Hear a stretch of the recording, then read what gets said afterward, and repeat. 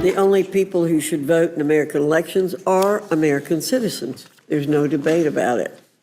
Republicans do not thumb our noses at election integrity, for we understand that Americans deserve free, transparent, and fair elections. The SAVE Act presents us with an opportunity to add additional layers of protection to elections right here in our own country. It's an opportunity worthy of bipartisan support. While this administration is busy putting our troops at risk, while our economy is crumbling because of Trump's erratic obsession with tariffs, while students are literally getting kidnapped off our streets by masked ICE agents because they wrote an op-ed that Donald Trump didn't agree with, what are my Republican colleagues doing? Are they focused on fixing things or making Americans' lives better in any way? Of course not. They are making it harder for women to vote, doing favors for their billionaire donors, and trying to undermine the Constitution by eroding the independence of an independent judiciary. The SAVE Act is a voter suppression bill. That's all it is. 69 million women who have married and taken their spouse's name do not have a birth certificate. Do not have a birth certificate they could easily use to register to vote if this bill were to become law. Nothing in this bill guarantees they could use marriage licenses and name change documents to prove their identity. Nothing in this bill says that. It's about taking away the right of women to vote, plain and simple. Madam Speaker, a majority of Americans now say that Donald Trump is doing a bad job in handling the economy, and I don't blame them. Prices are going up on everything, in large part because of Trump's tariffs. Meanwhile, wages for workers have not kept pace with inflation for decades. Home ownership is slipping out of the reach for more and more people. And so I will end this debate where we began. Whose side are my Republican colleagues on? Talk is cheap, Madam Speaker. This place runs on hot air from corrupt politicians whose only care in the world is where their next campaign check comes from. Last night in the Rules Committee, Democrats gave Republicans a chance to show whose side they're on. Every single one of them voted against protecting Medicaid so they could give tax breaks to billionaires. That's how they voted. Every single one of them voted against protecting the child tax credit so they could give tax cuts to billionaires. Every single one of them voted against protecting food assistance for hungry families so they could give tax breaks to billionaires. And so the gentlelady can claim whatever she wants. The truth is this budget betrays the middle class in favor of tax giveaways for billionaires. It gives trillions in handouts to the ultra-wealthy, billionaires and greedy corporations to the tune of $314,266 each every year for the top 0.1%. And that's an average. Some of them are going to get millions. That's a bigger giveaway to the ultra-rich than most people make in a year. And to pay for it, they're going to steal from you, the American people. They are stealing from you. They are betraying the people who voted for them. This is a betrayal on a scale I don't think we've ever seen before. And I am going to fight to expose it and to stop it. I've said this over and over and over again. We need tax relief for workers, not the ultra-rich. We need to preserve Social Security and Medicare, not gut them to pay for corporate handouts. We should protect Medicaid and food benefits for working families because we know these programs that people rely on and need when times get tough. So, Madam Speaker, his time has expired. Madam Speaker, you can shut me up. The gentleman's time has expired. The gentleman is not recognized. Gentlelady from Indiana is recognized. The tailored fiscal framework born within this budget resolution makes for what will be one of the most consequential pieces of legislation in modern history, as Chairman Arrington noted during his markup. At this very moment, our nation stands at a fiscal crossroads, one where we are beckoned to answer a simple yet pertinent question: what path will we choose to go down? The answer to that question is clear. We must embark upon a path that restores the fiscal health and vitality of the nation. This budget resolution is the primary vehicle to get us there. There is nothing America first about this budget. This is about gutting programs that help everyday people so that Republicans can give more handouts to billionaires and special interests. I mean, I keep hearing Republicans run these ads about how their budget is going to put money in regular people's pockets. Talk about misleading. You conveniently forgot to mention that billions and billions this budget gives away to the ultra-rich. And you forgot to mention that you're stealing from regular people to do it. People will see their costs go up. In other words, everyday people, teachers, nurses, firefighters, police officers, farmers, plumbers, laborers are going to get screwed. And I've seen this before. I saw it in 2017, the last time Trump was in the White House. Republicans love rigging the economy for the ultra-wealthy. And today, here they are, keeping the gravy train rolling for billionaires, making it possible for them to pay a lower effective tax rate than the working people of this country. And by the way, you know who else loves this budget? The price-gouging corporations that have been squeezing families at the grocery store, at the gas pump, and on their rent checks. A lot of them pay nothing in taxes. They pay nothing. In fact, nearly 50 companies in the S&P 500 reported paying no income tax expenses in 2023. And you wouldn't dare do anything about that. And then Republicans have the nerve to lecture us about fiscal responsibility. They claim they care about the deficit, but they can't help themselves because this budget blows a massive hole in the deficit. You have $2.7 trillion, that's trillion with a T, in tax giveaways for the ultra-rich contained in this budget. And in the same breath, they're slashing programs that help everyday people. Oh, they're coming after Medicaid, and they're coming after Social Security, and they're coming after Medicare, and they're coming after SNAP, a program that ensures that kids and seniors do not go hungry. I mean, how cruel is that, to take away food from hungry people? And they don't care. And let's not beat around the bush, and let me say this as clearly as possible.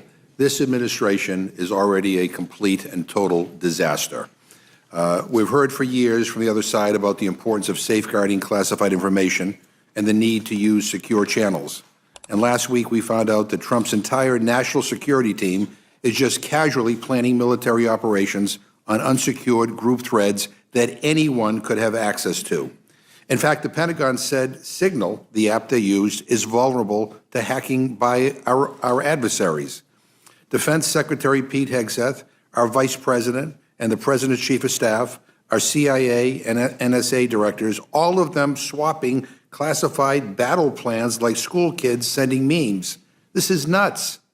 I mean, based on public comments, one of the participants in Signalgate had the text going to his unattended personal phone back at home because he was in Moscow.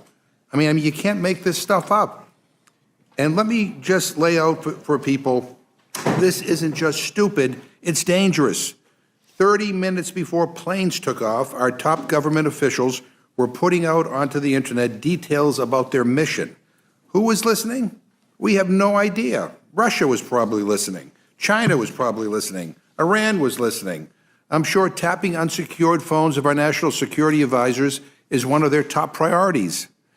Doing this might have given our enemies a chance to position anti-aircraft resources or given a heads up to the targets that they should leave where they are because U.S. planes are on the way. They put the entire mission in jeopardy, and they put the lives of our troops in danger. We also know that apparently this wasn't the first time classified information was sent via unofficial channels. The Wall Street Journal is reporting that National Security Advisor Mike Waltz created and hosted several other sensitive national security conversations on Signal, including separate threads on how to broker peace between Russia and Ukraine. I mean, this is ridiculous. This is not a game, and there's still so much that we don't know. We need a full investigation to understand the scope of damage done and if there are other national security communications happening on unsecured channels.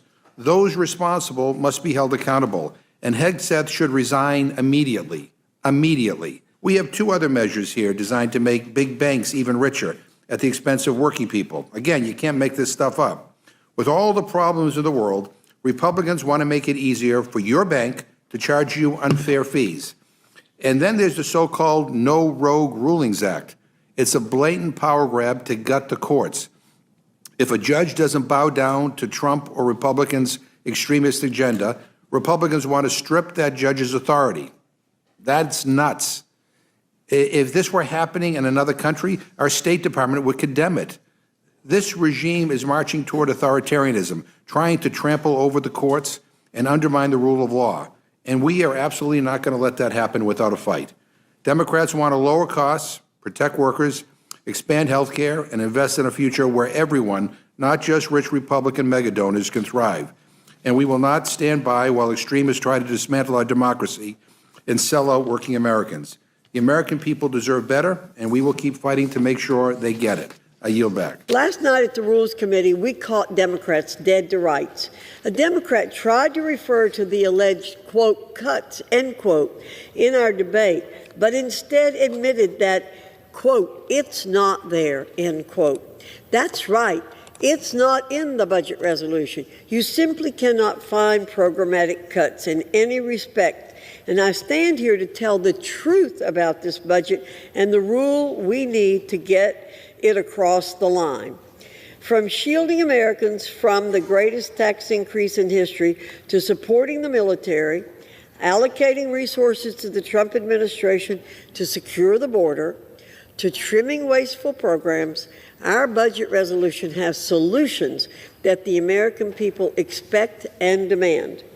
President Trump specifically requested one big, beautiful bill, and the House Republicans have answered that request with a constructive, full-bodied product. Now let's juxtapose our beautiful bill with the failed reconciliation schemes passed by Democrat Congresses. They used it to pass Obamacare, robbing Medicare of over $700 billion of funds in the process and kicking Americans off their health insurance plans after promising to keep them. They hijacked the process to pass the so-called American Rescue Plan to waste over $2 trillion in taxpayer funds, fueling the greatest inflation rates in generations. And lastly, they used the reconciliation process just a few years ago to pass one of the worst pieces of legislation in the modern era, the so-called Inflation Reduction Act. That catastrophe of a bill was a one-way ticket to financial ruin.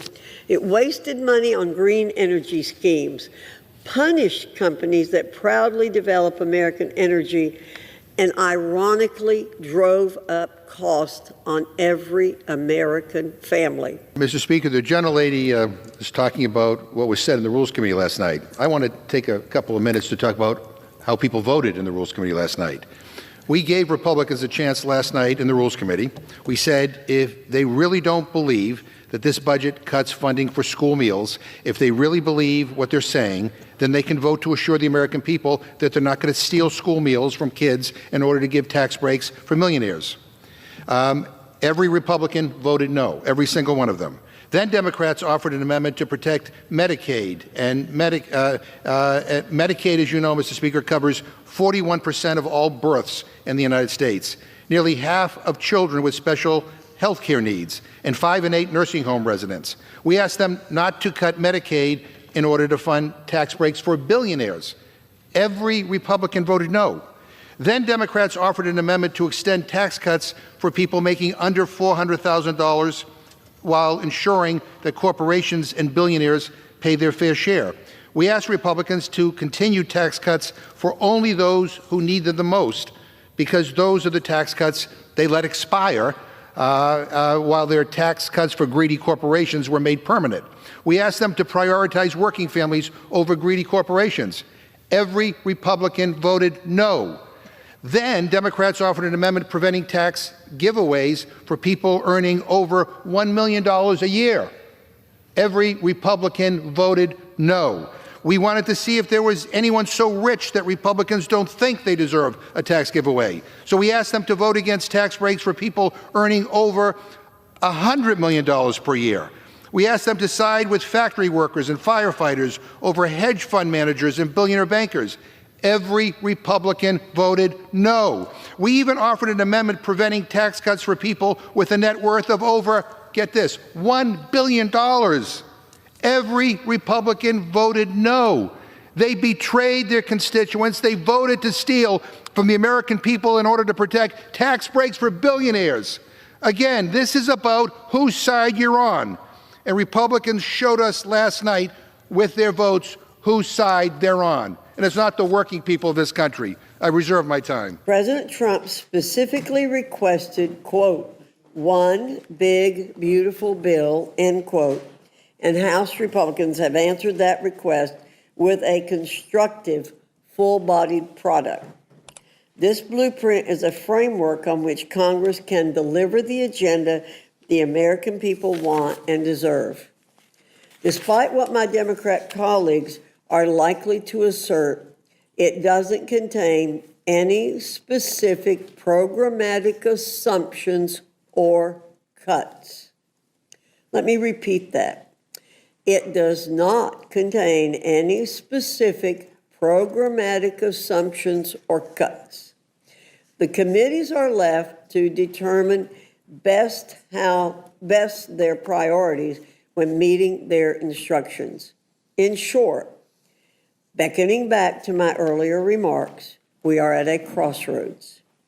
Do we embrace a pro-growth, pro-America first, pro-taxpayer budget that puts us on a sustainable path, or do we embrace the failed policies of the last 4 years?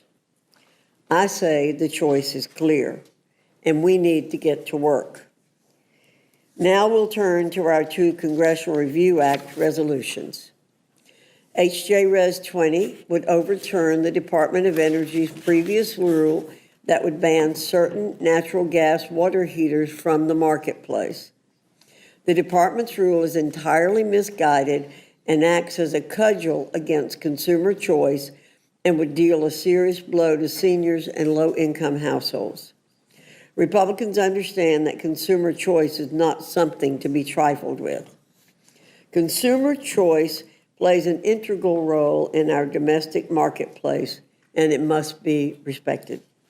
H.J. Res. 35 would overturn the Environmental Protection Agency's previous rule that would impose a significant fee against oil and natural gas facilities if their respective methane emissions exceed specific and entirely arbitrary levels. Nothing about this fee is sensible. It reduces domestic energy production, increases our nation's reliance on foreign energy sources, raises prices, and hamstrings consumers who will ultimately bear the brunt of the cost. Like the water heater rule, this rule should be sent straight to the grave and forgotten about.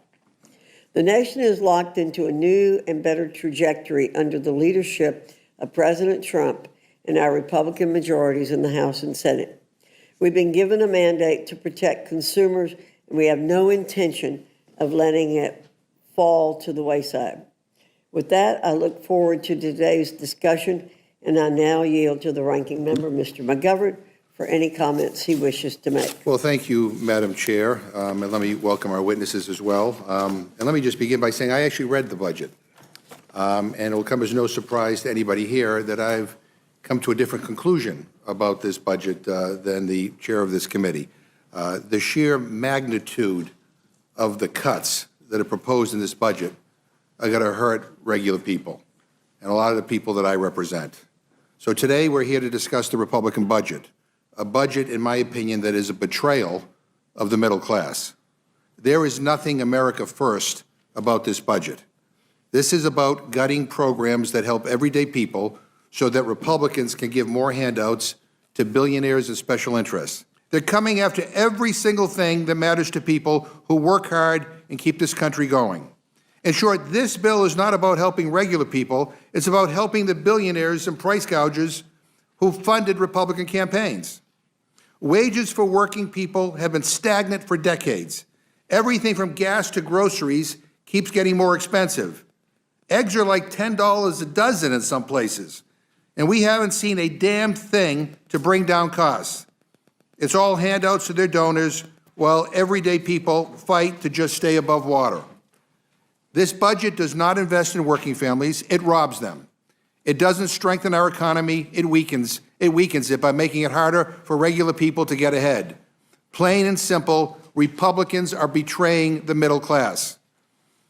Democrats have a very different vision, one that puts regular people in front of billionaires. We care about working people who can't afford rent. We care about the people who get their hands dirty on the job and are pissed off that billionaires are able to pay lower effective taxes than they do. And we care about the nurses and the teachers and the police officers and the firefighters and the waiters and waitresses and cashiers who deserve better than this Republican budget that screws them over. It is insulting. It is insulting. Democrats want tax relief for workers, not the ultra-rich. Democrats believe in protecting Social Security and Medicare, not gutting them to pay for corporate tax handouts. And Democrats support Medicaid and SNAP because we know these programs are essential for keeping millions of Americans who live on the brink from falling off the cliff. And we all know trickle-down economics doesn't work. After the last round of Trump tax cuts that gave companies billions in tax breaks, those companies didn't spend that money on their workers or building new infrastructure.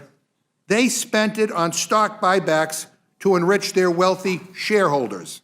For example, T-Mobile almost paid nothing in federal income taxes in 2023, but spent $13 billion on stock buybacks, which is why we should grow our economy from the bottom up and not the top down. This Republican budget is about choices. And they're choosing billionaires over teachers and nurses, for God's sakes. They're choosing corporate greed over struggling families. They're choosing to make life harder for the people who do the real hard work in this country. And they're blowing up the national debt while they're at it.